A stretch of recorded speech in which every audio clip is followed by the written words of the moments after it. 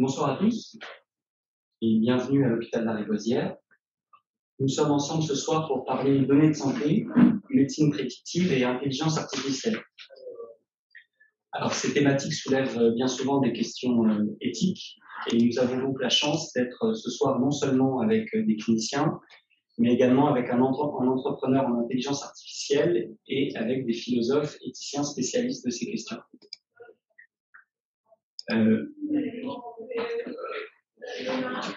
Pardon.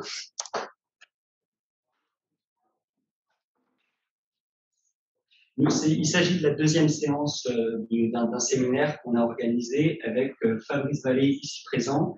Et avant de parler de tous les intervenants qui sont ici, je voulais rappeler un petit peu le contexte général et puis résumer ce qu'on a pu discuter à la séance du mois dernier. À l'origine, il y a 3 lettres, CME. CME pour consultation médicale endormie. Grossièrement, la consultation médicale endormie, c'est l'utilisation de données de santé qui sont de toute façon enregistrées pour permettre l'anesthésie et permettre la chirurgie à des fins prédictives. Et plus spécifiquement, on essaye de prédire des maladies cardiovasculaires et des maladies neurodégénératives, neurocognitives. Donc, on a 2 types de CME qu'on essaie de développer à l'hôpital Lariboisière, la CME cerveau et la CME cardio. Aujourd'hui, on parlera particulièrement de la CME cerveau pour une raison assez simple, c'est que finalement, le traitement, les thérapeutiques qui sont utilisées dans les maladies cardiovasculaires sont assez codifiées et sont assez reconnues en termes d'efficacité de traitement. Tout ce qui concerne les maladies neurodégénératives, et en particulier, on aura peut-être l'occasion d'aborder cette maladie, mais les maladies d'Alzheimer, toutes les maladies mentales, c'est un petit peu plus difficile de les diagnostiquer, de les traiter. On ne sait pas encore très bien quand il faut agir et comment il faut agir. Voilà pour cette CME. Qu'est-ce qu'on fait? Eh ben, en pratique, c'est assez simple. Tous les jours, on va estimer, par an, il y a des millions d'anesthésies qui sont réalisées en France. Et c'est autant de patients qui passent entre les mains des équipes périopératoires et qui pourraient être diagnostiqués, en tout cas, il pourrait y avoir des vulnérabilités détectées, aussi bien au niveau cardiaque qu'au niveau neurologique. Et donc, on pourrait probablement améliorer le parcours de soins de ces millions de patients qui sont endormis chaque année. Donc, sur le côté CME cerveau, c'est déjà le quotidien des blocs opératoires. On colle des gommettes, 4 gommettes électriques pour détecter de l'électroencéphalogramme. Et on utilise cet électroencéphalogramme pour monitorer la profondeur de l'anesthésie générale. Grossièrement, quand les ondes sont lentes, c'est que le patient est endormi et donc on dit au chirurgien, vous pouvez y aller, le patient dort, vous pouvez insister. La CME cerveau, elle n'utilise pas tant la fréquence de l'activité électrique, mais plutôt la puissance, les watts. Vous pouvez imaginer le cerveau comme, on peut faire un rapprochement avec une ampoule électrique qui perdrait son rayonnement au fur et à mesure du vieillissement cérébral. Et en collant quelques gommettes sur le front, on pourrait avoir une estimation de la puissance cérébrale. À Lariboisière et ailleurs, il y a eu déjà beaucoup de travaux qui ont corrélé cette puissance électrique au score cognitif préopératoire, au score MoCA ou au score MMS. Ça a déjà été beaucoup fait. Et récemment, on a une étude qui est en cours de publication. On arrive aussi à prédire les gens qui vont dégrader leur mémoire 2 ans après l'intervention. Donc, en collant des gommettes, on a, pour faire un rapide résumé de ce qu'on est en train de publier, on a 100 patients, on les suit 2 ans après l'intervention. Sur les 100 patients, on a 15 qui font une dégradation importante de leur fonction cognitive, de leur mémoire. Et donc, quand on compare les 15 versus les 85, on réalise que statistiquement, la puissance cérébrale des patients qui vont dégrader leur fonction cognitive est altérée. Donc, on peut imaginer, dans un futur plus ou moins proche, qu'après avoir changé la prothèse, changé le genou d'un patient ou changé sa hanche, avant de lui dire au revoir, on pourrait dire « Attention monsieur, ça s'est bien passé, vous pouvez être sur pied maintenant, vous avez une prothèse, tout ça va bien, mais vous avez 80% de chances de développer des troubles cognitifs dans 2 ans avec ce qu'on a fait. » Alors tout de suite, ça fait très peur et ça nous a, dans l'équipe, beaucoup interpellés et ça nous a obligés à réfléchir un petit peu avant d'avoir cette prétention de prédire les gens qui vont dégrader ou non. Et puis surtout, ça nous fait réfléchir sur est-ce que prédire, on peut avoir un levier, est-ce qu'on peut, c'est seulement de la prédiction ou est-ce qu'on peut faire aussi de la prévention. C'est ce sur quoi on veut travailler. Voilà pour le cadre général de cette CME cerveau. À la séance dernière, donc le mois dernier, nous avons eu la chance d'avoir 4 intervenants. Fabrice Vallée, donc à l'initiative de cette CME, qui nous a expliqué et vulgarisé avec brio, comme à son habitude, ces concepts de consultation médicale endormie. Nous avons eu la chance d'avoir Pauline Elie avec nous, qui est maintenant, fait 2 ans qu'elle est notre conseillère éthique sur ces sujets-là. Elle a pu exposer au terme de ce diaporama, enfin de la séance qu'on a menée, les enjeux éthiques, philosophiques et de santé que soulevaient les problèmes, que soulevait la consultation médicale endormie. Et nous avons également un doctorant en sociologie et un sociologue de la santé, donc Yann Faure et Nicolas Leï Wagner, qui nous ont fait une véritable analyse historique et sociologique du métier d'anesthésiste. Par anesthésiste, j'entends les médecins anesthésistes réanimateurs, mais également beaucoup les infirmiers anesthésistes, puisque nous sommes un binôme qui travaillons au quotidien ensemble et qui œuvrons à faire cette consultation médicale endormie à la Riboisière et on espère peut-être bientôt plus loin. Et donc nous avons eu la chance d'avoir cette analyse. Pourquoi? Parce que finalement, avec la détection, la prédiction et potentiellement la prévention en termes de maladies neurodégénératives et de maladies cardiovasculaires, c'est toute la place de l'anesthésiste qui est redéfinie dans la santé publique, puisqu'il pourrait être un véritable médecin généraliste de ces problématiques et en détectant des vulnérabilités au quotidien, pourrait changer les parcours de soins. Donc, il peut y avoir une véritable révolution, si j'ose le terme, sur ces sujets-là. Voilà pour le contexte, voilà ce qu'on a fait le mois dernier. Et aujourd'hui, on va donc parler de l'éthique de la médecine prédictive avec l'intelligence artificielle qui va se rajouter à ces données qui sont accumulées et qui sont optimisées pour prédire au mieux. Nous avons la chance d'être avec Claire Paquet, qui est professeure, médecin, neurologue, chercheuse, référente scientifique maladies neurodégénératives au ministère de la Santé et de la Prévention. Merci beaucoup, Claire Paquet, d'être avec nous aujourd'hui. Fabrice Xil, vous êtes docteur en philosophie, vous êtes directeur adjoint de l'espace de réflexion éthique d'Île-de-France et vous êtes également impliqué au Conseil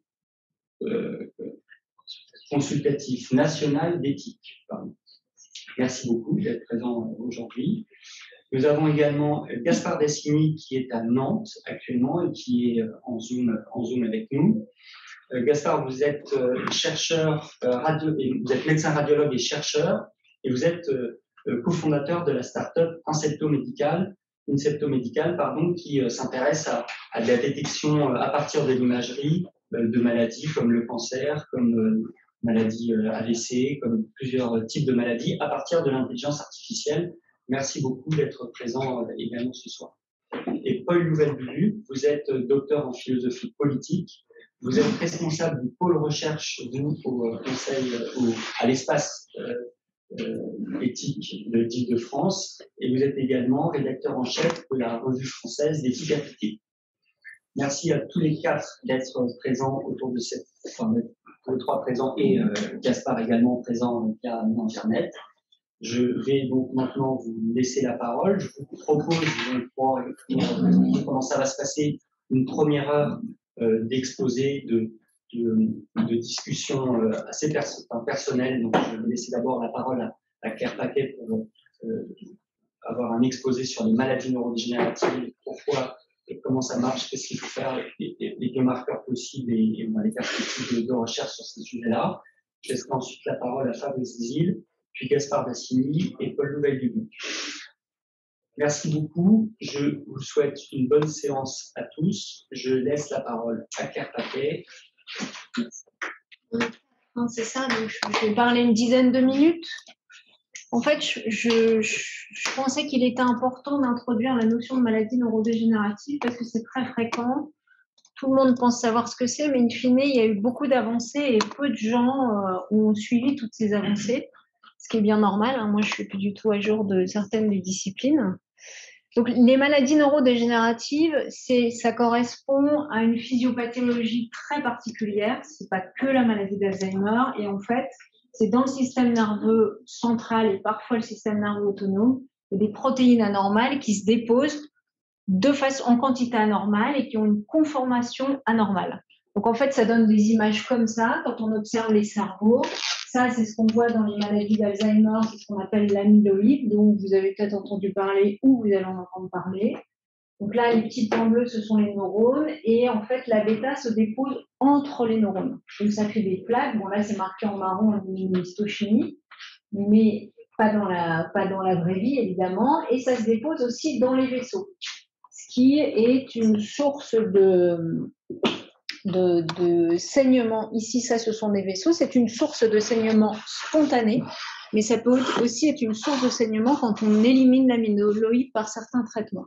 Ça, c'est ce qu'on voit dans la maladie d'Alzheimer de nouveau, c'est la protéine Tau. C'est ce qu'avait dessiné Alois Alzheimer il y a 100 ans avec une image en flamme de bougie. Et ça, c'est un neurone, donc la protéine Tau est dans les neurones. Donc ça, c'est les deux protéines qu'on voit dans la maladie d'Alzheimer.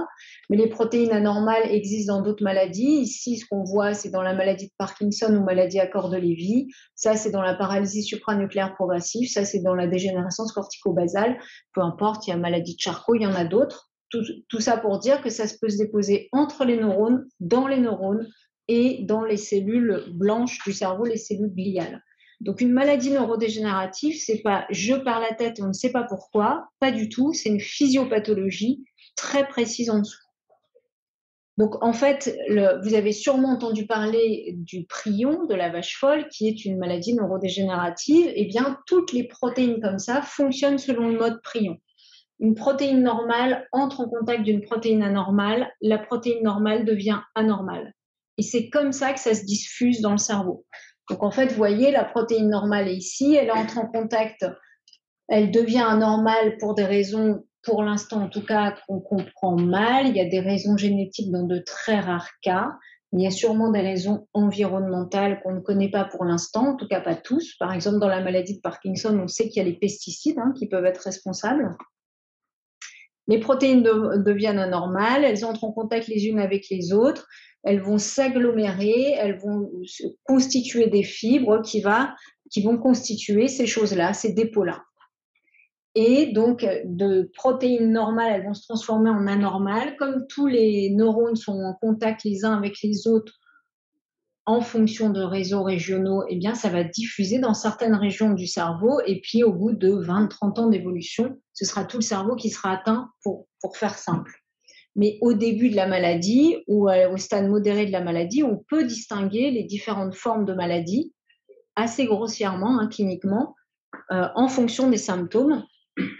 Et en fait, en fonction du type de maladie, on aura une topographie régionale atteinte, c'est-à-dire que par exemple dans les dégénérescences frontotemporales, c'est plutôt le lobe frontal, dans la maladie de Parkinson, au début en tout cas, c'est plutôt la substance noire. Alors le cerveau n'est pas un organe très simple, c'est-à-dire qu'on a finalement très peu de corrélation entre les symptômes que l'on constate et la maladie. C'est-à-dire que des troubles de la mémoire, il y a plein de causes possibles aux troubles de la mémoire, neurodégénératifs et non neurodégénératifs, et dans le neurodégénératif, il y a plein de causes possibles. Les troubles moteurs, c'est pareil. Donc, en fait, on n'a pas cette certitude diagnostique qu'on peut avoir dans la fracture. Je prends l'exemple le plus simple, ou dans le diabète, parce qu'on a un dosage sanguin. Donc, cliniquement, c'est compliqué. Une IRM ne nous donne pas le diagnostic, contrairement à ce qu'on peut lire, entendre. L'IRM nous dit comment est le cerveau, il ne nous dit pas ce qui se dépose dedans et comment il fonctionne. Donc, l'IRM, c'est pour éliminer la tumeur, l'AVC, l'abcès, d'autres lésions. Elle est indispensable, mais en tout cas, ce n'est pas ce qui nous donne le diagnostic. Ce qui nous donne le diagnostic, c'est de pouvoir identifier du vivant du patient, ces protéines qui se déposent, et dans l'état actuel des connaissances, on est capable d'identifier du vivant du patient dans le liquide cérébrospinal et en TEP, scan TEP-IRM, c'est le peptide amyloïde et la protéine Tau.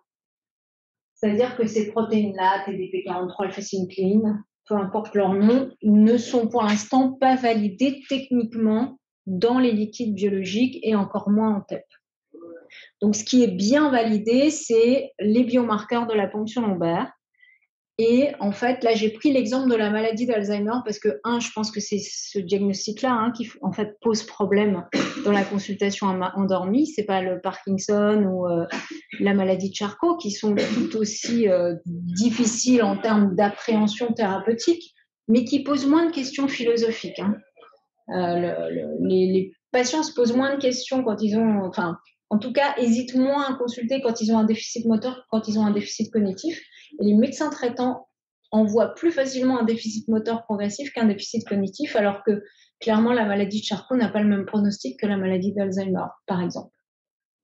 Donc, j'ai pris la maladie qui, 1, est la mieux connue, 2, est la plus fréquente, et 3, qui, à mon sens, pose le plus de problèmes, en tout cas l'une de celles qui pose le plus de problèmes éthiques et philosophiques. Donc, qu'est-ce qu'on voit ici? En fait, c'est les biomarqueurs qu'on est capable de mesurer aujourd'hui. Donc, il y a des biomarqueurs, il y a A-bêta et tau, amyloïde et tau, c'est la même chose, A-bêta et amyloïde, dans le liquide cérébrospinal. Maintenant, c'est en train d'arriver dans le sang. Ça va être une autre question éthique, puisqu'on est capable maintenant de doser l'amyloïde et la tau dans le sang assez facilement. Et on peut le faire en longitudinal sur de grandes cohortes. Donc ça, ce sont les biomarqueurs. Et ça, c'est l'état cognitif du patient qui va du patient qui n'est pas encore un patient puisqu'il est cognitivement normal, puis au mild cognitive impairment, qui est le stade cognitif d'atteinte légère, jusqu'à ce qu'on appelait antérieurement la démence. C'est un terme qu'on utilise plus ou de moins en moins. On parle d'altération cognitive majeure. Donc, en fait, les protéines que je vous ai montrées, c'est un processus très, très, très lent. Vous voyez bien, pour qu'une protéine normale devienne anormale et s'étende dans ces milliards de connexions, ça prend des années. Ça prend 15 ans, 10 ans, 20 ans, on ne sait pas trop, mais ça prend des années.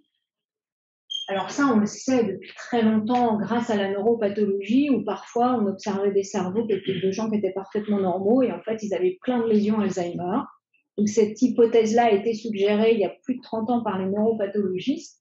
Et aujourd'hui, avec les biomarqueurs, il y a de grandes cohortes de patients qui se plaignent ou pas d'ailleurs, de personnes qui se plaignent ou pas de leur mémoire, qui n'ont pas de maladie neurodégénérative avérée, et ces gens-là, on les suit. Donc il y a des cohortes en France, il y a des cohortes aux États-Unis, il y a des cohortes dans le nord de l'Europe. Et ces personnes-là, on leur a fait, avec leur accord évidemment, des biomarqueurs. Et qu'est-ce qu'on voit dans ces cohortes? Eh bien, on voit que le premier marqueur à monter, c'est l'amyloïde. D'accord? C'est la bêta. Alors ça, c'est quelque chose qu'on connaît un peu dans la maladie d'Alzheimer, puisque toutes les formes familiales, ce sont des gènes qui concernent l'amyloïde, et que globalement, dans tous les modèles fondamentaux, quand on met de l'amyloïde, par exemple sur des cultures cellulaires ou chez des souris, on arrive à engendrer une accumulation de tau, l'inverse n'étant pas toujours vrai. Donc là, on pense vraiment, dans la maladie d'Alzheimer, que le primum movant, c'est l'amyloïde. Donc, il apparaît 15-20 ans avant les symptômes. Ensuite, c'est la protéine tau, qui suit chronologiquement. Donc ça, c'est des tests amyloïdes et tau qui sont pas encore, qui sont validés pour l'amyloïde, mais non remboursés en France pour l'instant. Et le tau n'est pas encore validé, mais c'est validé dans le LCR. Ensuite, c'est une modification morphologique à l'IRM, avec potentiellement une diminution de volume. Et ensuite, c'est l'atteinte cognitive et la perte d'autonomie. Donc, vous voyez, en fait, le problème que ça pose plusieurs problèmes. C'est que, parler de sa cognition, c'est tabou. On ne parle pas de dépistage en cognition. Donc, avoir des troubles cognitifs, c'est pas comme avoir un trouble moteur. C'est différent. On ne va pas consulter pour ça. 2, je dis souvent aux anesthésistes, Fabrice l'a entendu plusieurs fois, c'est à moitié vrai et à moitié faux. Je dis souvent aux anesthésistes qu'ils sont mon test diagnostique. Pourquoi? Parce qu'on a pas mal de patients qui viennent nous voir après une anesthésie générale. Alors, je sais qu'il n'y a pas que l'anesthésie, il y a la chirurgie, la douleur, l'hospitalisation, etc. Mais en tout cas, ça peut être un facteur déclenchant ou aggravant ou révélateur des troubles cognitifs. Donc, effectivement, la question de l'anesthésie, ça fait longtemps qu'on se la pose. On a déjà fait plusieurs papiers là-dessus après de la chirurgie froide. Mais chez quelqu'un qui avait quelques troubles cognitifs qui s'aggravent, c'est problématique. Il y a des patients qui passent d'un stade très très léger à un stade vraiment grave et qui ne récupèrent pas. Et passer de rien du tout à un petit syndrome confusionnel, revenir à la normale, ça peut poser question. Et là, ça veut dire potentiellement, avec le G ou pas, identifier, moi je dirais pas que c'est un diagnostic, hein, c'est peut-être identifier des personnes à risque plutôt qu'un diagnostic, d'évoluer. Alors, dans ce que tu as dit, Cyril, il y a plusieurs choses. Il y a je pense qu'il ne faut pas se positionner en dépistage, parce d'abord, on ne sait pas si c'est assez précis et ce n'est pas la question pour laquelle viennent les patients. 2, je pense que prédiction et prévention, ce sont des choses différentes.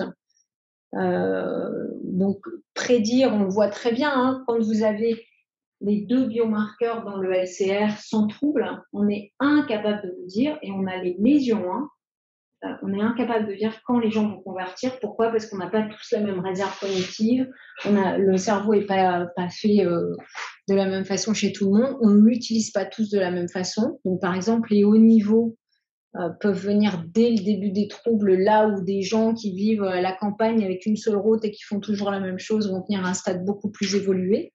Donc, c'est difficile, hein, on le sait parce qu'on essaye de trouver des outils de prédiction, c'est difficile de prédire et c'est difficile de dire en moyenne 2 ans. Et ensuite, la prévention, ça, rien n'empêche la prévention, puisqu'il va y avoir, vous le savez, des consultations de prévention. Et dans le cadre de ma mission au ministère, on souhaite qu'il y ait justement des tests cognitifs à la consultation de 60 ans, ou 65 ans, et sachant que c'est déjà des choses qui sont recommandées par la HAS, mais qui ne sont pas faites. Donc la HAS a recommandé que pour toute personne autonome de plus de 70 ans, il y ait des tests cognitifs qui sont faits, mais globalement, ça n'est pas vraiment fait. Et malheureusement, les gens arrivent trop tard, alors qu'effectivement, il y a une prévention de l'accentuation des symptômes dont on pourra peut-être parler après. Et je laisse la parole parce que je pense que c'est la dernière diapo. Voilà les notions que je voulais introduire, en tout cas, qui, à mon avis, posent les questions éthiques et philosophiques les plus importantes. C'est le patient asymptomatique, ou en tout cas pour lequel les symptômes qu'il présente ne sont pas identifiés comme tels pour l'instant. C'est probablement qu'ils ont des symptômes et qu'on n'a pas les outils actuellement pour dire si vous avez des petits symptômes, mais ce sont des symptômes d'une maladie d'Alzheimer. Merci beaucoup, Claire Paquet, et merci de rappeler cette nuance primordiale entre prédiction et prévention. C'est vrai que c'est souvent, pour nous, ça nous interpelle, prédire juste pour prédire, mais sans avoir aucune action. Et qu'est-ce qu'on peut faire? On n'arrête pas d'y réfléchir. Donc, merci beaucoup pour cette présentation. Je vais laisser la parole à Fabrice Zim, et vous avez 15 minutes. Merci beaucoup, Cyril Touchal, Fabrice Vallée, de votre invitation. Je vais m'inscrire dans la continuité de ce que vient de présenter Claire Paquet. D'abord, vous dire qu'on est content de cette collaboration entre l'Espace éthique Île-de-France et la chaire de philosophie GHU Neurosciences. On est à l'Espace éthique sur ces questions-là depuis un petit moment dans le cadre d'un laboratoire d'excellence qui s'appelle DISTALS, qui est dirigé par le professeur Mouillet avec plusieurs équipes françaises sur cette question du diagnostic précoce. Ça fait 2014, si je ne me trompe pas, 2013-2014. Et puis l'Espace éthique de France est aussi porteur de l'espace national de réflexion éthique sur les maladies neuroévolutives. C'est des questions qu'on a travaillé depuis un moment, mais là, vous nous emmenez avec cette consultation médicale endormie à un autre point de vue, et donc ça ne nous oblige pas à recommencer nos réflexions du début, mais quand même à les reprendre. Alors, je vais vous dire comment je suis entré dans le sujet. J'ai fait ma thèse de doctorat de philo sur Alzheimer avec Anne Fagolargeau, qui insistait pour que l'éthique elle se déconnecte pas du savoir et notamment d'une réflexion épistémologique. Et donc, je ne vais pas faire directement de l'éthique, parce qu'il y a des choses que j'ai besoin de comprendre avant, et donc je vous propose quelques distinctions qui sont des distinctions très très classiques. Mais juste pour se placer dans l'axe et essayer de mettre des mots sur les questions qui se posent. C'est comme ça qu'on procède à l'Espace éthique de France en travaillant à côté des soignants, puis aussi à côté des chercheurs. Donc, ça me tient à cœur de le faire comme ça. La première série de distinctions que je voudrais poser, c'est sur le paysage Alzheimer. Je vais recentrer. des maladies neurodégénératives en général à l'Alzheimer en particulier, pour dire, Claire Paquet me corrigera si je dis des âneries, mais pour dire qu'en gros, si on essaie de décrire les 20 dernières années, il y a des possibilités diagnostiques qui se sont énormément accrues, des possibilités thérapeutiques qui ont stagné. On n'a pas les traitements qu'on attendait. Nicolas Sarkozy, quand il a lancé le premier plan, on se disait on aura un traitement à la fin du plan, un diagnostic. On n'a pas la thérapeutique qu'on attendait pour Alzheimer. On a plus progressé du côté du diagnostic que de la thérapeutique. Là où on a progressé, je trouve que c'est en matière de prévention, avec notamment des travaux qui ont été publiés dans l'Ancet Neurologie qui montrent que 40% des formes de démence aujourd'hui, elles seraient dues à une dizaine, une douzaine de facteurs de risque modifiables, et donc il y a des possibilités d'action. On a d'une part une baisse de la prévalence dont on a l'impression, c'est-à-dire que quand vous avez 85 ans aujourd'hui, vous avez moins de risques, et voire beaucoup moins de risques de faire une maladie d'Alzheimer ou une démence que dans les années 80 ou 90. Je trouve qu'on me dit très peu ça, mais il y a dans les statistiques britanniques que j'avais vues, il y a 40 000 malades d'Alzheimer, en tout cas personnes avec une démence en moins au début des années 2020, que ce qu'on attendrait compte tenu de la proportion des démences dans la population 30 ans avant. Si on avait guéri 40 000 personnes avec une démence avec un médicament, on serait tous en train de célébrer une grande victoire sur la maladie. Donc là, c'est une amélioration globale de l'état de santé, probablement de la population, probablement d'autres facteurs, l'attention à l'hypertension artérielle, l'attention à la santé mentale, le travail des femmes, sans doute beaucoup de facteurs, mais on a quand même une amélioration très nette du côté d'une prévention primaire globale en faveur de la santé. Et la troisième nouveauté que je vois, moi, c'est que il y a d'une part la prévention secondaire, avec notamment une étude qui s'appelle Finger et qui vient de Finlande au départ, qui a été mondialement connue, qui est déployée dans beaucoup de pays, notamment en France actuellement, qui consiste à prendre des personnes avec un risque accru de développer une démence à court terme et qui combine cognition, nutrition, activité physique et qui réduit l'entrée en établissement de quelques mois. Donc on a paradoxalement des possibilités diagnostiques accrues, des possibilités thérapeutiques selon les standards qu'on attendait, qui n'ont pas véritablement progressé, mais une série de choses qui commencent à grignoter à la fois du côté des préventions primaires et secondaires, et avec le sentiment que les nouvelles thérapeutiques, ce sera prescrire préventivement des thérapeutiques, en tout cas des stades très très très débutants. Et on a actuellement discuté depuis la semaine dernière cette nouvelle thérapeutique dont on attend un certain nombre de choses. Mais ce décrochage quand même entre les possibilités diagnostiques et thérapeutiques me semble le premier point.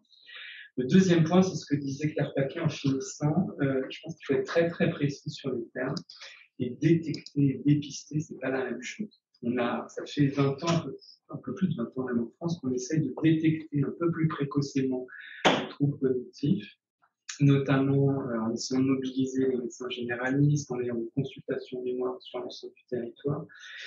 Ça, c'est détecter précocement quand il y a des microsignes qui alertent, essayer de le repérer plus tôt.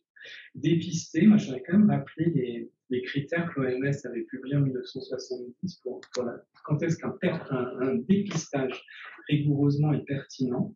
Il y a 3 grandes séries de critères. 1, il faut que la maladie soit une maladie qui constitue une menace grave pour la santé publique, on est bon avec maladie d'Alzheimer, et qui soit décelable pendant une phase de latence ou au début de la phase clinique. On voit que là, on entre à peu près là-dedans. Deuxièmement, il faut que l'examen de dépistage soit efficace. Alors, HAS avait rappelé ensuite qu'efficace, ça veut dire simple, fiable, reproductible, qui baisse la mortalité ou qui baisse l'incidence.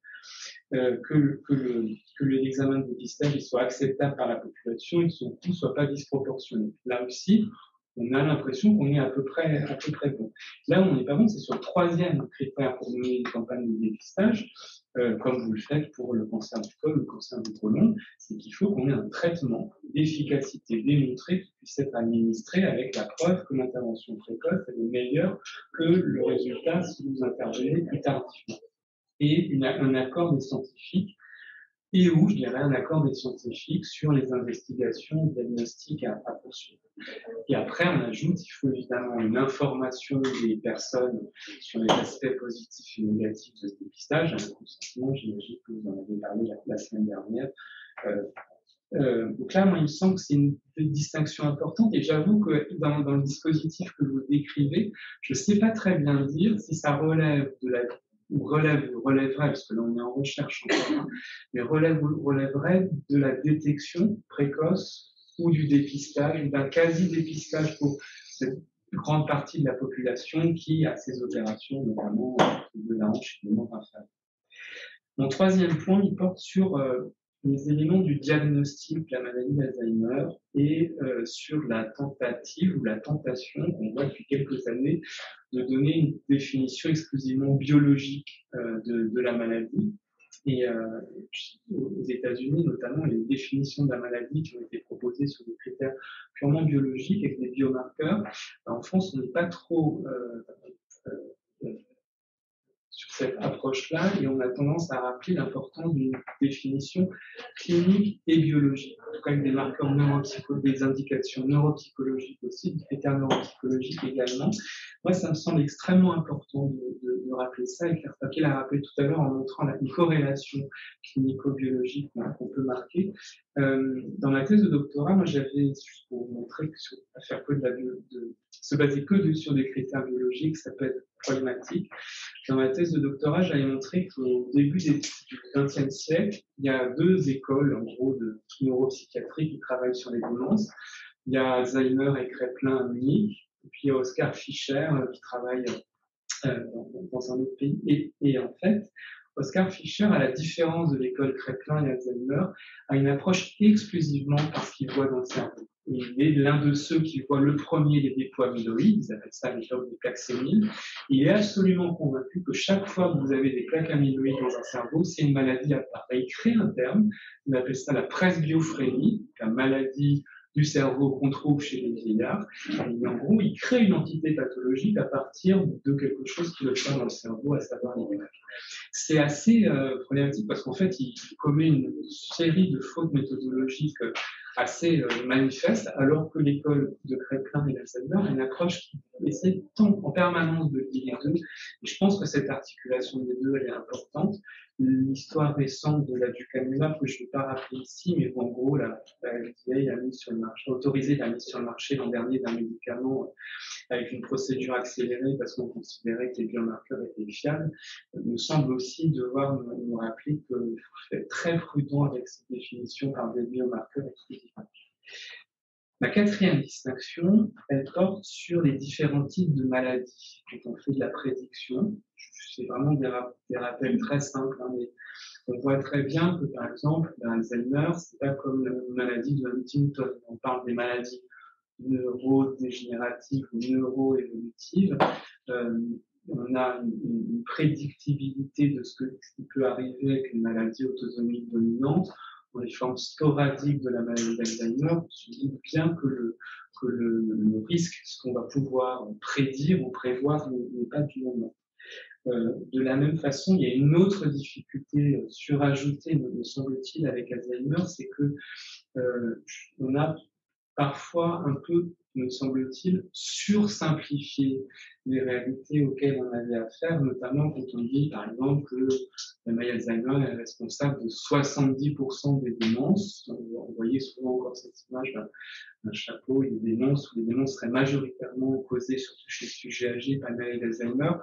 Je pense qu'on a englobé sous la réalité d'Alzheimer, c'est bien souvent plus un syndrome qu'une maladie, que notamment chez les sujets très âgés, avec des syndromes démentiels. L'étiologie derrière est parfois difficile à aller précisément chercher. On a souvent une combinaison de facteurs dégénératifs, et souvent aussi vasculaires, et souvent liés à d'autres facteurs qui créent un syndrome déficitaire. C'est juste pour rappeler un tout petit peu la complexité de ce dont on parle, et je fais vraiment que l'esquisser très rapidement. Je voudrais finir par deux points. Le premier, c'est sur deux évidences et questionner deux évidences. La première, c'est il vaut mieux prévenir que guérir. Et la seconde, c'est il vaut mieux savoir que ne pas savoir. Il vaut mieux prévenir que guérir a l'air totalement incontestable comme affirmation, puisqu'on se dit que si on peut éviter l'apparition d'une maladie, c'est mieux qu'elle survienne et de lutter. Donc ça milite pour une action vraiment la plus précoce possible. Je suis pas sûr que cette chose qui relève du bon sens puisse pas être toujours questionnée et que prévenir soit toujours supérieur à guérir et qu'il n'y ait pas dans l'effet de prévention et dans cette approche anticipatrice que ce soit toujours mieux. Je pense qu'il faudrait peut-être questionner ce mieux, notamment du fait de tous les effets que la démonstration d'un risque, d'une pathologie à survenir peuvent entraîner. La deuxième assertion que je pense qu'il faut peut-être qu'on questionne, c'est qu'il vaut mieux savoir que ne pas savoir. Je sais bien qu'il y a toute une tradition de la philosophie, qui est une tradition rationaliste, qui considère que l'ignorance, un choix que vous faites dans l'ignorance, c'est le plus bas degré de la liberté. Vous faites un choix entre deux boîtes fermées, vous ne savez pas ce qu'il y a dedans, vous choisissez. C'est ce que Descartes appelle le degré zéro de la liberté, au plus bas degré de liberté, que votre choix est d'autant plus libre que c'est un choix éclairé. Donc il y a toute une tradition de la philosophie, de Platon à Descartes, à toute la tradition rationaliste qui insiste sur le fait que le véritable exercice de l'autonomie est sous-tendu par un savoir, par une connaissance, quand la volonté est éclairée par l'entendement. Mais ça rend le droit de ne pas savoir complètement irrationnel et complètement étonnant, alors que on reconnaît d'un point de vue éthique un droit de ne pas savoir, une légitimité de ne pas savoir, et même une forme de rationalité parfois de ne pas savoir. Donc je pense que ça, on a et je fais que l'expliciter pour le moment, on a peut-être à questionner cette chose. Alors mon dernier point, et je vais vraiment être très rapide parce que j'ai plus de 15 minutes, il porte sur essayer d'anticiper, en fait. Je pense qu'en essayant de décrire là, ce qui se fait avec cette consultation médicale endormie, j'ai l'impression qu'avec cette détection précoce de vulnérabilité, il y a peut-être des contextes d'usage à définir précisément et peut-être des indications où ça va être plus pertinent que d'autres. Je ne sais pas, par exemple, moi, si ce serait plus pertinent pour détecter des démences vasculaires ou de détecter des maladies d'Alzheimer. L'impression que j'ai, c'est que en recherche, les traitements de demain, ils vont nécessiter, pour Alzheimer, d'intervenir très tôt. Imaginons par exemple que lecanemab dont on a parlé ces derniers jours et ces dernières semaines, il montre qu'il n'a pas trop d'effets secondaires problématiques et un effet satisfaisant. Pour pouvoir le prescrire de manière efficace, il faut le prescrire vraiment très tôt, vraiment au début de la maladie, voire alors qu'il n'y a encore que des symptômes très très très légers. Le problème, c'est que comment on fait pour repérer les gens à ce stade-là? Et pour l'instant, en pure clinique, on a du mal à le faire. Peut-être que cette consultation à 65 ans permettrait, peut-être qu'une mobilisation des médecins généralistes le permettrait, mais je trouve que on a là une infrastructure clinique à bâtir dans l'optique d'un traitement de cette nature-là qu'il faudrait pouvoir prescrire. Et peut-être, moi, c'est peut-être ça la fenêtre d'utilisation et de pertinence qui me semble là, tel que, compte tenu de la complexité que j'ai essayé de décrire trop rapidement, peut-être que c'est là une piste intéressante, c'est-à-dire que comment on va, avec des médicaments qui n'ont une efficacité que prescrits extrêmement tôt, voire à un stade que certains appellent prodromal, mais enfin vraiment aussi symptomatique, mais qui sont durs à repérer autrement, est-ce que l'indication, ce serait pas d'avoir que cette recherche, et ce qui est en tout cas est dégagé à l'occasion de ces consultations médicales endormies, puisse permettre d'avoir accès à ces traitements qui ne peuvent être mis en œuvre que très très très précocement. Voilà. Mais je pense qu'il y a des contextes d'usage, donc par type de pathologie et par type d'usage qui sont extrêmement différents. Dans d'autres contextes, ça me semblerait peut-être beaucoup plus problématique. Merci beaucoup, Fabrice Gouzier. Et vous avez, sur la fin, décrit exactement le chemin intellectuel qu'on a mené au cours de la CME Cerveau. On a été finalement un peu frustrés parce que les patients qu'on endormait, qu'on détectait, on se disait entre nous, il n'y a qu'à leur faire une chaîne cognitive et puis on va savoir. Comme ça, il n'y a pas besoin d'essayer de développer des biomarqueurs. Et ce qui nous attire, ce qui nous pousse à essayer de continuer, c'est précisément ceux qui n'ont pas encore de score cognitif altéré et qui, par l'électroencéphalogramme, si tant est que cet examen soit le bon pour le détecter, mais soit plus précoce que la dégradation cognitive. Donc, en ce sens, ce serait plus précis que le dépistage automatique à 60-65 ans de score cognitif, puisqu'on espère avoir un biomarqueur plus précoce que la dégradation cognitive. Donc, beaucoup de choses à dire sur ce que vous avez appelé. Merci de nous enrichir aussi de faire bien intellectuellement sur tout ce que vous avez rappelé et tout ce que vous avez donné. J'apprends beaucoup de choses, donc je suis très content de vous rappeler. Merci beaucoup. Je fais le lien avec Gaspard Dassini. Je vais vous laisser prendre la parole, Gaspard. Tout ça, c'est quand on utilise de l'électroencéphalogramme, pour l'instant, on comprend tout ce qu'on fait. Là, je vous ai parlé des watts, de la puissance cérébrale, cette puissance cérébrale qui est corrélée non seulement au score cognitif avant, et puis aussi au score cognitif 2 ans après l'intervention. Mais la réalité, elle est mêlée à l'avènement de l'intelligence artificielle et du machine learning, donc que des modèles insérés à l'ordinateur soient capables, en fonction de toutes les données qu'on leur donne, de dégager des pronostics et de dégager des prédictions, alors même que nous, on ne comprend pas toujours ce qui se trame. Donc, on risque d'avoir des drapeaux verts, drapeaux orange, drapeaux rouges, ou des risques de développer des troubles cognitifs à 2 ans, sans qu'on ait trop la main en plus sur ce qui se passe à l'intérieur de la machine. Donc, on a voulu inviter, et merci beaucoup d'être présent aujourd'hui, Gaspard Dassini, un entrepreneur en intelligence artificielle qui est médecin également, médecin radiologue, pour nous parler des champs d'application de cette intelligence artificielle en 2022, et donc pour réfléchir à comment elle pourrait être utilisée au sein de la CME. Je vous donne la parole, Gaspard. Merci beaucoup pour votre invitation. Est-ce que vous m'entendez bien? Ouais, ça va? Ok, super. Je vois Paul Lou qui me met un pouce. Déjà, un grand merci. Je suis très heureux d'être parmi vous ce soir virtuellement. J'aurais aimé être là réellement, mais je suis un empêchement, je m'en excuse. Mais au moins, je suis là.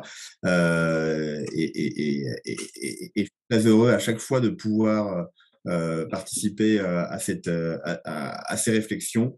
J'ai eu la chance de pouvoir participer sur l'invitation de Paul Louveil-Dubuc à l'Espace éthique d'Île-de-France déjà à 2 reprises. Et donc moi, la casquette avec laquelle j'interviens aujourd'hui, vous m'avez demandé, c'est une casquette effectivement un petit peu particulière, comme Cyril, vous venez de le dire, c'est-à-dire je suis pas un spécialiste de neuroradiologie et bien sûr encore moins de neurologie en pathologie dégénérative.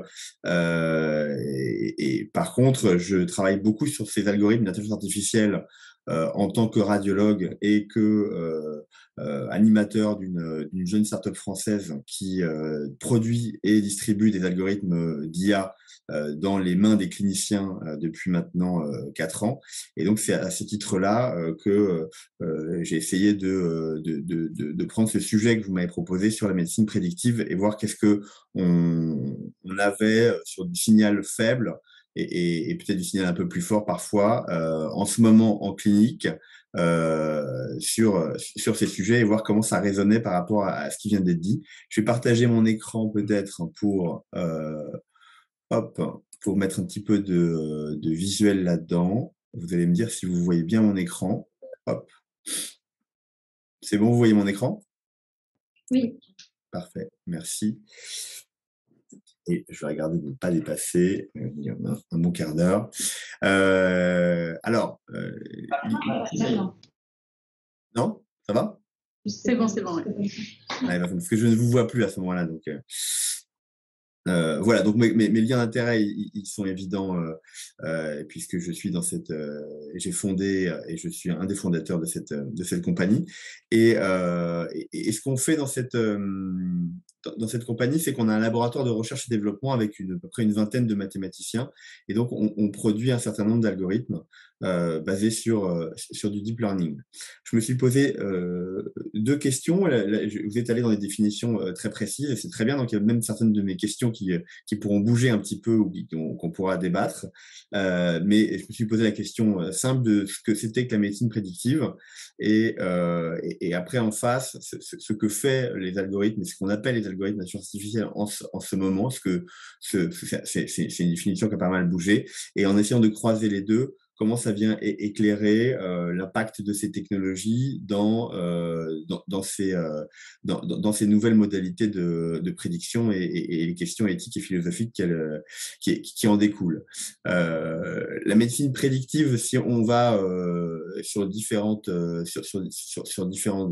endroits, il y a une société française de médecine prédictive et personnalisée, une société américaine de médecine prédictive et personnalisée. Il s'agit toujours, et c'est effectivement très simple, en premier lieu, d'essayer de prévoir éventuellement l'émergence d'une maladie. Et on voit que tout de suite, il y a une question qui est: est-ce qu'on la prévoit à l'échelle populationnelle, à l'échelle individuelle? Et ça va déjà commencer à changer un petit peu, mais en tout cas, on veut prévoir l'émergence d'une maladie, et pour ça, on se donne de l'information entrante pour prendre des terminologies plutôt en lien avec les mathématiques et la prédiction. Et les informations entrantes, ben, ça a été beaucoup la génomique, et la question de la médecine prédictive c'est quand même cristallisé autour de la génomique et a été créé en 1993 ou 94, à l'époque où le régulateur s'est intéressé fortement à ça, parce qu'on était capable, avec les poussées en génomique, de prédire l'arrivée de telle ou de telle maladie, qui était d'ailleurs potentiellement effectivement intraitable. Et donc on s'est posé des questions. En fait, maintenant on peut mettre beaucoup de choses en plus de la génomique pour venir créer des modèles prédictifs. Et donc je vous ai mis évidemment la biologie, l'anatomopathologie, la clinique, dans le sens ça va de l'examen clinique à l'anamnèse du patient, en passant par la récolte d'informations de capteurs externes sur le patient 24 heures sur 24, tout ce qui peut venir collier de l'information clinique. Et enfin, l'imagerie médicale. Et tout ça nous permet d'essayer de prédire des émergences pathologiques, avec à la fois le but d'arriver à avancer sur les trois grands sujets qui sont prévention, dépistage et traitement, à chaque fois avec des manières de les aborder légèrement différentes en fonction de la pathologie, en fonction bien sûr de la manière dont on veut avancer dans chaque domaine. La question de l'identification des populations à risque est une question de plus en plus posée, notamment à ceux qui travaillent sur l'intelligence artificielle, parce que elle vient potentiellement rendre pertinent des politiques de prévention dans des sous-populations sur lesquelles on aurait plus d'impact, là où à l'échelle populationnelle générale, ça n'en aurait pas, et on cherche par ces techniques-là à créer des sous-groupes. Évidemment, un risque qui est aussi à mettre dans la pertinence des dépistages qui permettent les détections précoces. On n'a pas parlé, parce que là j'ouvre au-delà de la pathologie neurodégénérative, sur les capacités de ces algorithmes à prédire l'efficacité des traitements, mais c'est évidemment la troisième perspective qui est très importante. En face de ça, l'intelligence artificielle qu'on utilise en ce moment quotidiennement, c'est une sous-catégorie, et c'est une catégorie qui est particulièrement bien faite pour les prédictions. Pourquoi? Parce que on a eu cette notion d'intelligence artificielle date des années 50, et le concept de mathématiques derrière ont beaucoup varié, mais c'est quand même l'émergence de la théorie des organisations, de la théorie des communications de Shannon, et de la théorie computationnelle de Turing, qui avait commencé à mettre ça en place, dans ces années 50 très florissantes avec Wienert et les théories cybernétiques. Et on a voulu essayer d'engrammer une partie d'une capacité de raisonnement humain. Et on est passé d'un mode qu'on appelait symbolique, sur les systèmes experts qu'on a connus dans les années 80-90, où on connaissait toutes les règles et on essayait de coder toutes les règles pour, à partir de règles finies, prévoir des éléments. On est passé à un mode, en tout cas, il y a un mode qui marche beaucoup mieux en ce moment et qui est dominant, c'est ce qu'on appelle le mode subsymbolique, qui consiste à dire on va donner beaucoup d'exemples à des machines statistiques et ces machines statistiques vont elles-mêmes trouver les règles qui vont permettre de généraliser à partir de ces exemples. Et c'est donc le machine learning. Et au sein de ce machine learning, l'exemple le plus puissant actuellement et qui est en train d'emporter un petit peu dans sa vague toute une partie de la recherche de la recherche sur ces sujets, c'est effectivement le deep learning, les réseaux de neurones profonds. En radiologie, on le connaît bien parce qu'il s'applique particulièrement bien. Par exemple, sur un exemple de classification, on va donner des scanners pulmonaires sans et avec tumeur à des réseaux de neurones avec plus ou moins de profondeur, s'il y a plus ou moins de couches, et ils vont être capables de classer ces lésions, ces images en disant si oui ou non il y a une lésion. Et on va pouvoir aller plus loin du moment de caractériser ces types lésionnels, sachant savoir s'il y a un degré de malignité ou pas. Et ces outils vont fonctionner de cette manière-là. Ils vont fonctionner de manière particulière dans le sens où ils sont ubiquitaires par rapport au signal, c'est-à-dire qu'ils sont extrêmement forts pour créer des règles eux-mêmes de discrimination dans tous signaux. Et tous signaux, ça veut dire le signaux physiques et l'imagerie est un signal physique extrêmement riche, mais également le langage. Et le langage est un signal aussi extrêmement riche. Et ces algorithmes sont des formidables réducteurs de complexité pour essayer de prévoir des choses à partir de larges bases de données. Et donc là, on va faire des outils extrêmement simples qui ne nous concernent pas tellement aujourd'hui, mais qui, moi, sont plutôt mon quotidien, c'est-à-dire est-ce qu'on est capable de faire des détecteurs de fractures, de cancer du sein, de cancer du poumon, de plaques de sclérose en plaques dans des IRM cérébrales. Ça peut être des détecteurs, même des segmenteurs pour aller passer du qualitatif au quantitatif, donc des choses comme ça très concrètes qui viennent remplacer ou augmenter une activité quotidienne et avec ce que ça fait bouger, ce que ça peut faire bouger comme ligne dans les parcours de soins. Mais évidemment, par rapport à ces outils-là, on s'est en parallèle posé la question de et si on leur donnait pas uniquement des images à classer et refaire des tâches qu'on savait faire, mais si on leur donnait en entrée ces inputs, pour utiliser un anglicisme, ces données d'entrée dont on parlait, génomique, biologie, anapath, clinique, imagerie, et on leur demandait de venir nous aider à prévenir, dépister ou traiter les maladies. Qu'est-ce que ça donnerait? Et la littérature est extrêmement riche sur ces sujets à travers toutes les grandes pathologies médicales que vous connaissez. La neurologie, la pathologie neurodégénérative est comme souvent en neurologie, d'ailleurs en radiologie en tout cas, et ça fera peut-être plaisir à Claire Paquet, mais c'est vrai que en radiologie, la neurologie est souvent à la pointe des innovations pour différentes raisons, notamment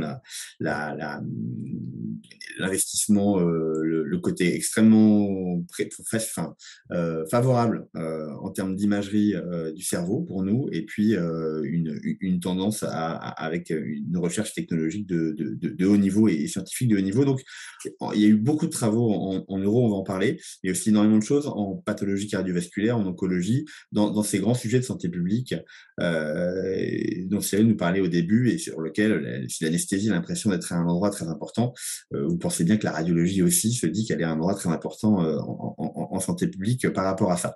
Je vais vous prendre quelques exemples rapidement.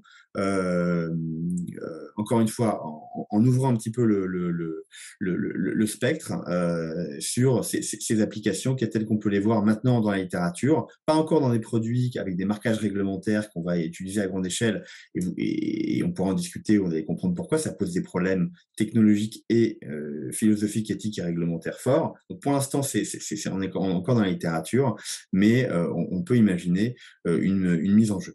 Alors, dans la prévention et les populations population à risque, il y a par exemple un sujet qui est un sujet qui est là en train de devenir très concret, c'est comment on est capable de faire on fait de la prévention, du dépistage de cancer du sein à grande échelle dans le monde entier, en particulier en Occident, mais dans le reste du monde depuis maintenant longtemps, avec beaucoup de données.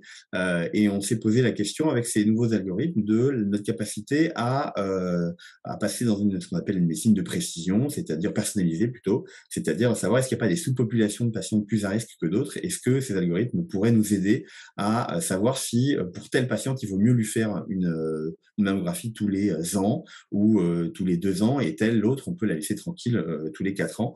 Et donc il y a des modèles qui émergent avec des mélanges à la fois de scores cliniques avec des antécédents, des origines ethniques, l'âge, le sexe, le poids, etc. On va rentrer tout ça dans un score et l'imagerie.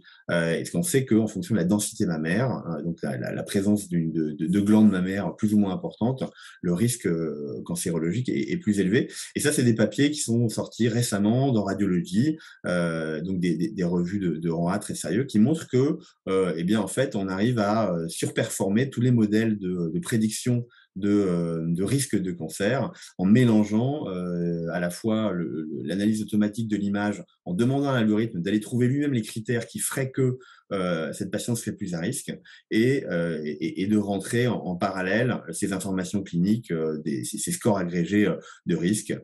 Ici, par exemple, le tireur Cusick, qui est un Tyrer Cusick, qui est un score classique. Et là, vous voyez la courbe rouge qui est cette forme hybride deep learning plus score clinique qui vient surperformer toutes les prédictions, et avec là une tentation d'implémentation assez rapide. Autre exemple qui s'applique à plein de domaines, on s'est rendu compte que les patients beaucoup de patients étaient en fait dénutris avec une fonte musculaire importante, ça s'appelle la sarcopénie, et qu'en fait on avait du mal à quantifier. On peut les quantifier avec des systèmes d'impédance-métrie un peu complexes, mais on fait pas toute la journée. Hein. Ça fait partie des choses qu'on fait pas, qu'on aurait sous la main. C'est comme trouver une balance à l'hôpital, quelquefois c'est dur. Et on s'est rendu compte que par contre on avait plein de scanners sous la main sur lesquels on pouvait segmenter, et notamment par réseau de neurones profonds pour le faire de manière automatique, parce que les peindre à la main c'est trop chronophage, et on était capable de segmenter ces masses musculaires. Et il y a énormément de littérature qui montre qu'on peut probablement prévenir un certain nombre de problématiques en dépistant cette sarcopénie qui est liée à des réponses oncologiques beaucoup plus défavorables, à des risques chirurgicaux beaucoup plus défavorables, à un pronostic sur des infections à Covid, des infections à SARS-CoV-2 ou des pathologies pulmonaires chroniques.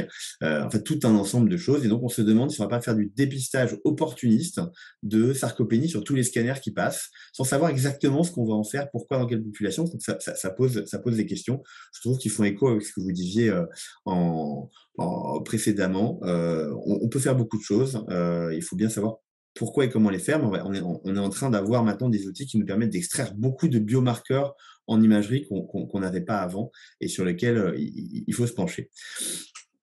Pour ce qui est, ça c'était plutôt prévention, mais bien sûr vous voyez que c'était bien avec le dépistage. Les frontières sont pas sont pas aussi claires, mais c'était pour qu'on ait un petit peu cette progression à les idées. Qu'est-ce qu'on voit en dépistage? Là, je suis reparti, je regardais de la littérature neuroscientifique pour quand même essayer d'apporter un petit peu de rester un petit peu dans le sujet. Et j'ai lu cet article que je trouve très intéressant et très bien écrit de Aging Research Review, qui reprend 12 ans de recherche en IRM cérébrale sur tous les outils qu'on a voulu créer pour avancer et essayer de prédire un certain nombre de choses dans la pathologie neurodégénérative, ici la maladie d'Alzheimer.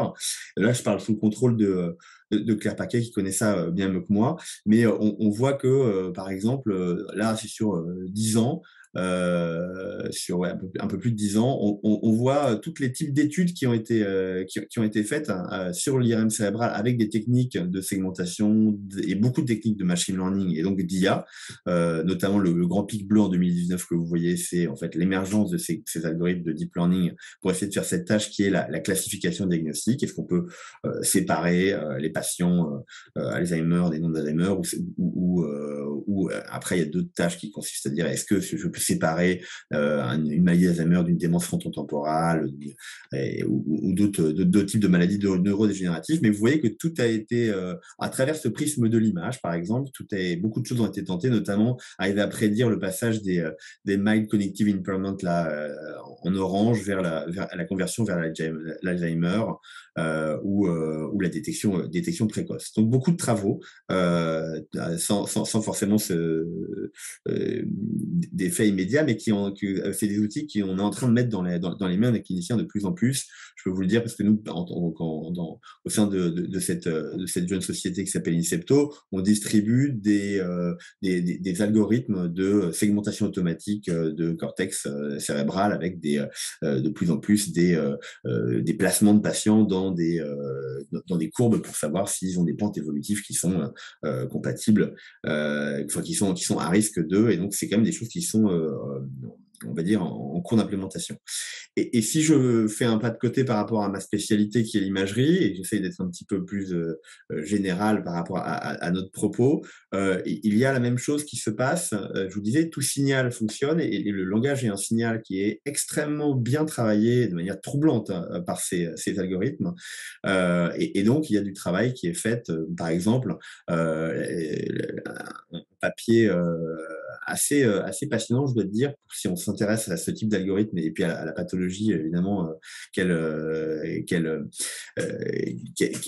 elle s'adresse, c'est est-ce qu'on est capable en analysant le texte, et notamment là, c'est la transcription d'un corpus qui s'appelle le PIT corpus, à travers le texte, est-ce qu'on est capable de détecter, voire de prédire le risque de la maladie neurodégénérative et pourquoi l'analyse du texte, notamment du texte des patients, est aussi puissante, parce qu'il y a des nouveaux modèles d'analyse automatique qui s'appellent les transformers, qui sont en train de révolutionner, là on peut le dire, mais au sens large, la capacité d'analyse automatique du texte en ayant accès à des informations finalement très très contextuelles, c'est-à-dire que chaque mot est vectorisé par rapport à la dizaine de mots avant, après, et le contexte des phrases devient quelque chose de beaucoup plus intelligible par ces types d'algorithmes qui vont pouvoir du coup aller finement dans la classification si on leur donne un output qui est ce langage-là est pathologique pour telle ou telle raison, celui-là ne l'est pas. Est-ce que tu peux trouver des caractéristiques assez complexes, multidimensionnelles pour classer et utiliser le langage comme signal d'entrée. De manière peut-être plus pragmatique, mais avec un impact direct en prévention, on voit que en ce moment, on est en train de parler de cancer du poumon et de commencer une réflexion très intense sur la détection automatique de cancer du poumon. Et là, eh bien, on a par exemple une sous-catégorie de la population dans le cancer du poumon, c'est souvent des tabagiques, et donc ils ont souvent des calcifications coronaires. Et donc le score calcique est un score de risque sur lequel pendant longtemps on s'est dit mais est-ce qu'on le fait, on le fait pas, parce que peut-être qu'on changera pas la thérapeutique, les statines, est-ce que ça change quelque chose? Et en fait, les niveaux de preuve augmentant, on est passé à une tentative de généralisation de la détection du score calcique. Ça pose beaucoup de questions, mais on se dit, est-ce que le score calcique, c'est les dépôts des plaques sur les coronaires, et là, mes collègues connaissent ça aussi plus précisément encore que moi, on pourra en parler, mais ces questions de dépistage arrivent. Et pourquoi je vous en parle? Parce qu'on a des outils d'analyse automatique maintenant par algorithme de réseau de neurones sur les scanners qui vont nous permettre de donner systématiquement ce chiffre. Et ce qu'il faut le donner systématiquement, c'est exactement les problématiques qu'on se posait précédemment. Oui, s'il y a un geste derrière, non, s'il y a essentiellement de l'angoisse. Mais là, souvent, dans la pathologie coronarienne, les choses avancent assez vite en termes de niveau de preuve et de modification thérapeutique. Voilà. Un mot rapidement, je ne vais pas trop dépasser, je regarde parce que je peux être un peu bavard, c'est bon, juste en 2 minutes sur la thérapeutique. Eh bien, vous avez aussi tout un champ qui va s'intéresser notamment à la prédiction de la progression du pronostic ou de la réponse thérapeutique. En radiologie, on a en fait développé un champ entier qui est le pendant de la génomique ou de la protéomique, qui consiste à dire il y a beaucoup d'éléments dans l'image invisibles à l'œil, mais qui sont potentiellement visibles mathématiquement, et notamment en pathologie tumorale. C'est beaucoup en oncologie, sur la texture, sur les limites des tumeurs, sur leur hétérogénéité, qui sont probablement corrélées à la gravité de la tumeur, son évolution, la présence d'une mutation dans cette tumeur. Et donc, il y a une littérature très abondante dans ce qu'on appelle la radiomique, et en particulier qui s'applique bien dans un pan de l'oncologie qui est en train de révolutionner aussi, là, pour le coup, la thérapeutique cancérologique est extrêmement impactée par l'arrivée des immunothérapies, avec la nécessité de phénotyper les patients avec ces outils, et puis de prévoir des réponses thérapeutiques, soit des thérapeutiques très toxiques, très chères, qui s'adressent à des petits groupes de population.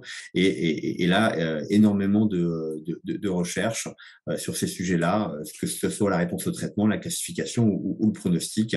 La pathologie cancéreuse pulmonaire, encore une fois, comme c'est quand même le premier tueur et quelque chose sur lequel il y a beaucoup d'avancées thérapeutiques, a donné lieu à énormément de choses. Là, je cite un papier qui a fait date à ces Princeps, où on dit on est capable de corréler et de prédire une mutation dans la tumeur à travers des facteurs d'imagerie par ces algorithmes d'intelligence artificielle. Et on est capable de trouver non pas une seule mutation, la KRAS, qui est une des plus classiques et qui entraîne un changement de stratégie thérapeutique, mais aussi les mutations GFR, ERB2, TP53. Et donc, on va pouvoir prédire aussi la réponse au traitement à travers ces outils. Ça pose problème, bien sûr, et notamment, et Cyril l'a dit en introduction, ça pose plein de questions. Hein.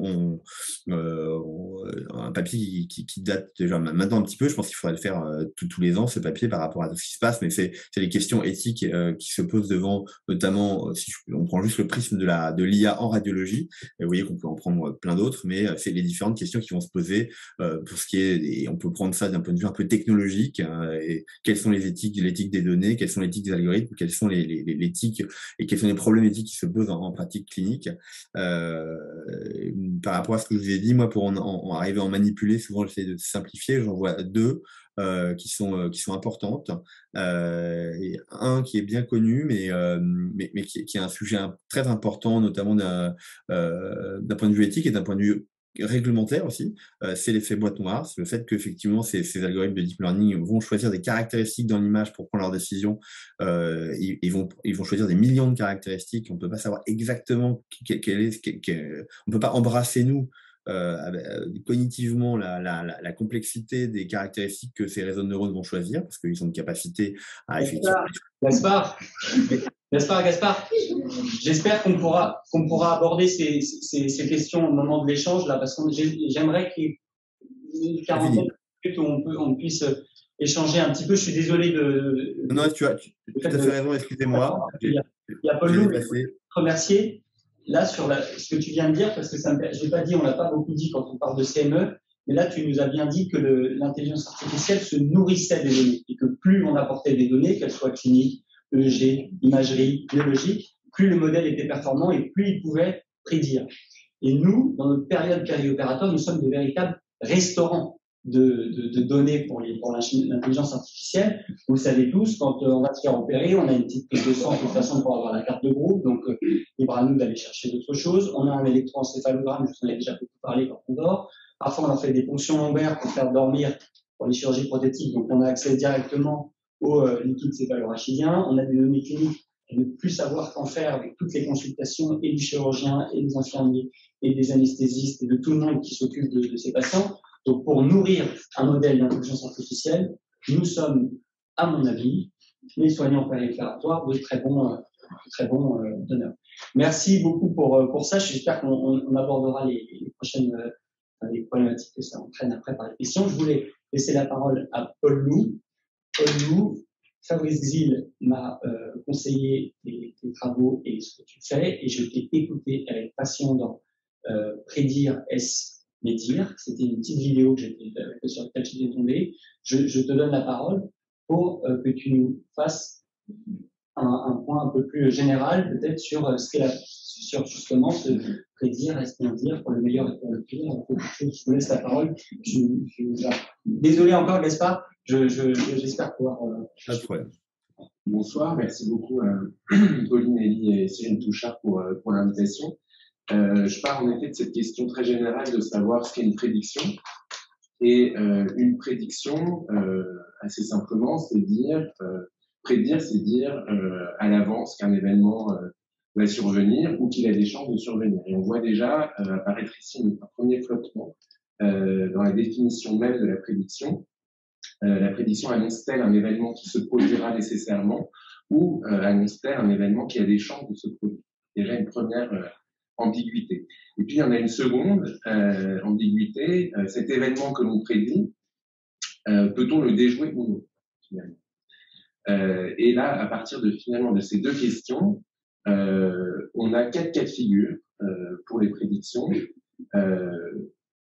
Premier cas de figure, une prédiction annonce avec certitude un événement que l'on peut déjouer. Deuxième cas de figure, une prédiction annonce la probabilité de survenue d'un événement que l'on peut déjouer. Troisième cas de figure, une prédiction annonce avec certitude un événement que l'on ne peut pas déjouer, donc le lever du soleil demain matin. Et quatrièmement, une prédiction annonce la probabilité de survenue d'un événement que l'on ne peut pas déjouer. Voilà. Donc, on peut partir de ce quadrillage-là de ce que peuvent être des prédictions, de ces 4 cas de figure qui, en effet, se rencontrent tous, je crois, en médecine. Il me semble que seules les situations qui correspondent au premier cas de figure correspondent au dépistage, à ce qu'on appelle le dépistage de maladies, c'est-à-dire, comme l'a rappelé Fabrice Xil tout à l'heure, le dépistage suppose un traitement d'efficacité démontré et la fiabilité du test lui-même. Alors évidemment, ce sont des idéal types et on ne sait pas toujours dans quel cas on se situe, mais ça aide à se repérer. Alors avec les consultations médicales endormies, il semble qu'on se situe dans le cas de figure 4. Donc une prédiction annonce la probabilité de survenue d'un événement que l'on ne peut pas déjouer. Nous ne pouvons indiquer que des probabilités et nous ne disposons pas, dans le cas des maladies neurodégénératives en tout cas, c'est dans ce contexte qu'on se situe aujourd'hui, de thérapeutiques de guérison pour ces maladies qui seraient ainsi possibles de détecter. Est-ce pour cette raison qu'on doit nécessairement critiquer le principe? Pas forcément. Premièrement, on l'a déjà dit, la détection précoce de maladies, même quand il n'existe pas de perspective de guérison, permet une prise en charge précoce, évite une phase d'errance diagnostique, peut-être particulièrement douloureuse pour les patients et pour leurs proches. Et puis, il y a un autre argument en faveur de cette prédiction-là, puisque nous nous situons dans le cas de figure 4, en l'état actuel des connaissances scientifiques et des thérapeutiques disponibles. Nous sommes dans une situation donc qui est peut-être provisoire, peut-être que dans 50 ans, à supposer que nous ayons davantage de données enregistrées qui affinent la précision de ces prédictions, que nous ayons donc des algorithmes plus performants et que nous ayons des traitements qui puissent guérir ces maladies, nous serons peut-être dans 50 ans dans la situation 1. Il faudrait alors supposer que la consultation médicale endormie peut prédire des maladies neurodégénératives de façon fiable et que nous disposons donc de moyens de guérison. Alors, il me semble que je vais m'arrêter un peu sur ce point-là, puisque c'est ce point-là qui me semble vraiment décisif. Cette possibilité que, alors j'ai dit 50 ans, mais j'aurais pu dire 20, j'aurais pu dire 100 ans, nous nous trouvions dans la situation 1, pourrait justifier de procéder à ces consultations. Et je pense que dans cet argument-là, à l'origine de cet argument-là, il y a un pari, le pari d'un dépassement de l'incertitude. Mais l'incertitude doit être prise ici en deux sens.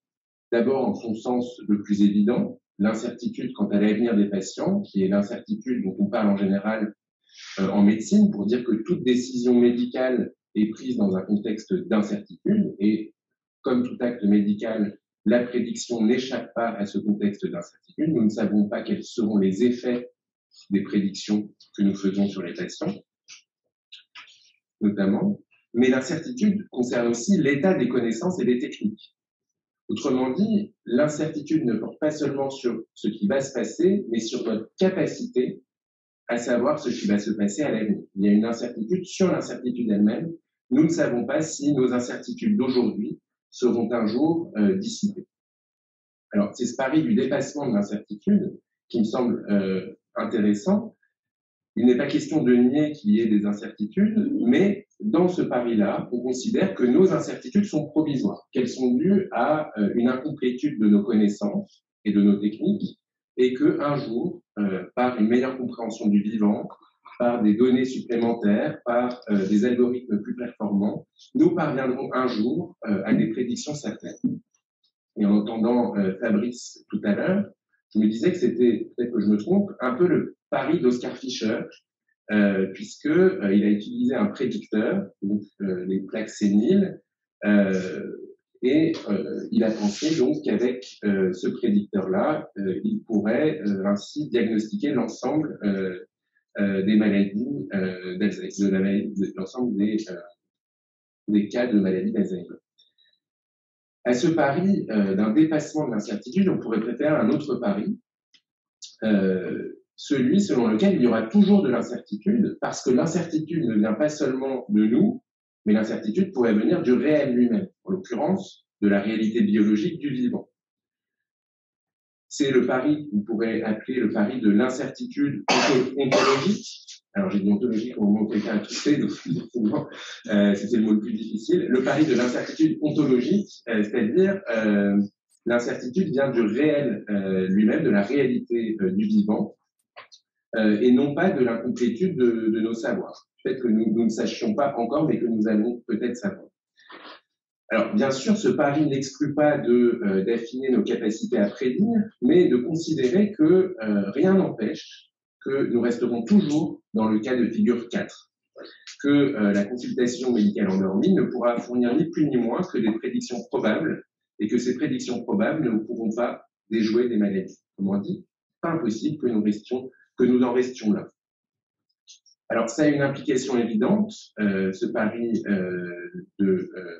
pari-là, contrairement au premier.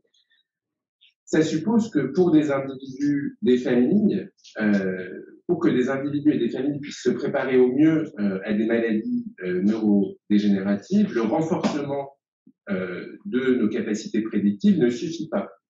En parallèle de cela, il faudrait aussi que nous continuions à savoir identifier des événements imprévus, que nous continuions à pouvoir être vigilants, en alerte face aux signes de la maladie. Or, précisément, il me semble que le premier pari, si on le pousse jusqu'au bout, c'est en tout cas une hypothèse qu'on peut faire, amenuise ou érode notre capacité à détecter l'imprévu, érode notre vigilance, puisque par définition, si nous savons que des systèmes d'intelligence artificielle ici pourront toujours prédire avec fiabilité les maladies, nous aurons tendance à déléguer cette vigilance à la surveillance donc de ces systèmes. Nous nous habituerions alors à déléguer notre vigilance quotidienne à des systèmes informatiques. Et peut-être qu'alors, nous risquerions de passer à travers de petits signaux, précisément parce que nous aurions ainsi délégué notre vigilance. Alors, ça c'est une dernière hypothèse que je fais. Il me semble que quand on observe nos usages, nous faisons au moins dans certains cas le second pari, puisque nous n'avons pas équipé jusqu'à aujourd'hui nos maisons de dispositifs d'alerte qui nous signaleraient des chutes, par exemple, de capteurs logés dans les ampoules des maisons qui pourraient détecter des signaux comme des chutes. Voilà. J'avais entendu parler aussi d'aspirateurs intelligents dans le cas de détection de troubles psychiques. qui pourrait détecter donc des moments où les personnes ne passeraient pas l'aspirateur comme des signes annonciateurs de dépression. Nous n'avons pas, alors que ces techniques existent, nous n'avons pas encore tous équipé nos maisons de ces dispositifs, peut-être parce qu'ils ne sont pas efficaces, c'est sans doute la raison la plus probable, peut-être aussi pour une raison de principe, parce que nous refusons que nos espaces de vie soient entièrement médicalisés, mais plus certainement parce que nous sommes prudents par rapport à ces dispositifs et que nous ne voulons peut-être pas abandonner entièrement notre vigilance. Alors, je vais conclure sur le concept de consultation endormie. Il me semble que c'est peut-être une contradiction dans les termes, puisque la consultation traditionnellement suppose un patient éveillé, vigilant. Et peut-être que cette contradiction-là, elle est révélatrice d'un certain désir de ces concepteurs de se dispenser non pas de la volonté du patient, puisqu'il y a consentement des patients, mais de leur capacité à exercer une certaine vigilance sur leur corps.